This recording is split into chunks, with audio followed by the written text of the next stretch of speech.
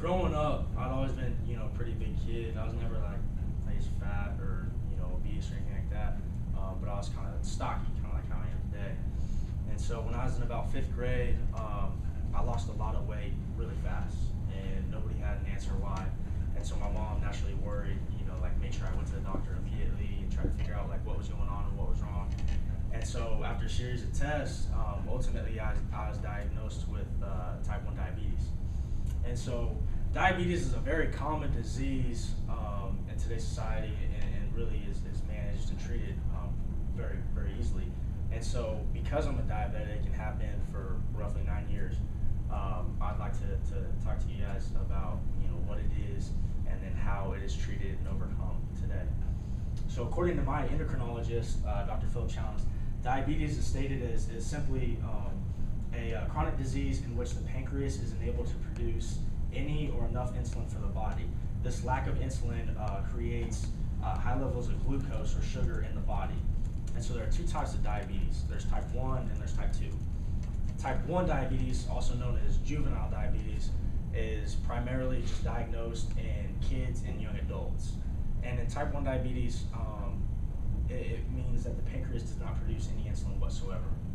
And so insulin is important to your body because it is what takes the sugar from your food in the bloodstream and delivers it into the cell for energy, right? And then according to the American Diabetes Association, of all those diagnosed with diabetes, only about 5% have type 1 diabetes. So type 2 diabetes, on the other hand, is referred to as hyperglycemia.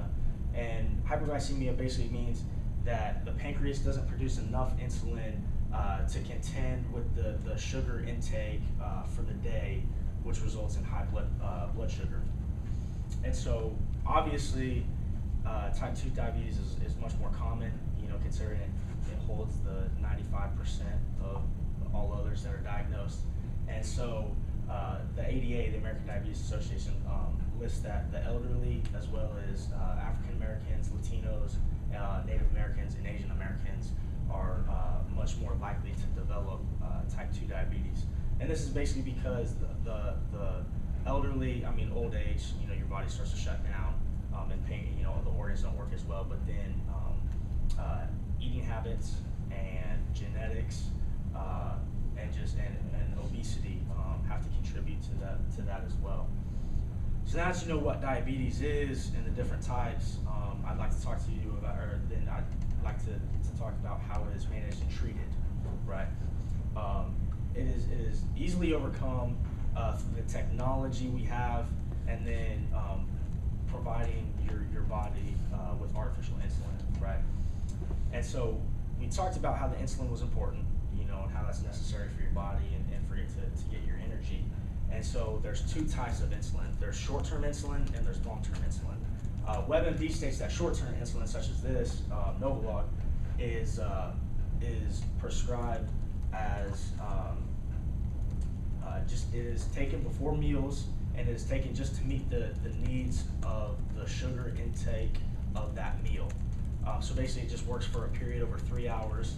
So by the time you digest that meal that you just ate, your insulin intake is matched.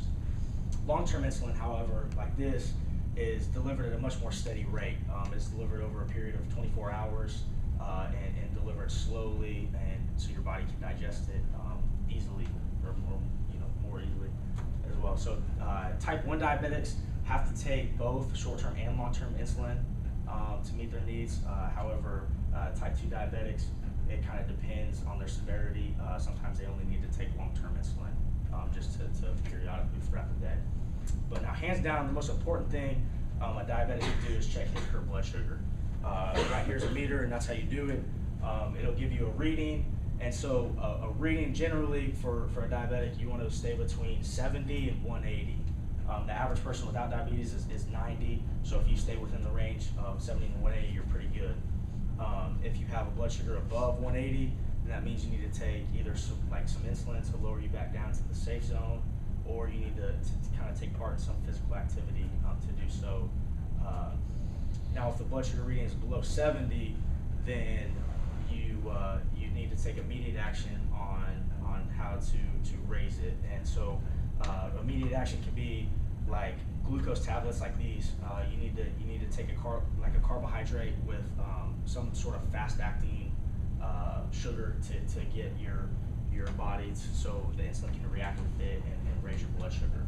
And so failure to do so might result in like unconsciousness or seizures or serious bad things that could happen. So like I said, in conclusion, diabetes is really a common disease in America. The ADA states that over 29 million Americans have the disease, and over 370 million in the world have it. Diabetes is simply just means that your pancreas doesn't work properly. It doesn't produce enough insulin or any at all to contend with your body. And it is really combated through just technology by checking your blood sugar and then artificial insulin that you put in your body. So now that you know what it is, hopefully you better understand diabetes as a disease and maybe be able to help somebody out in the future.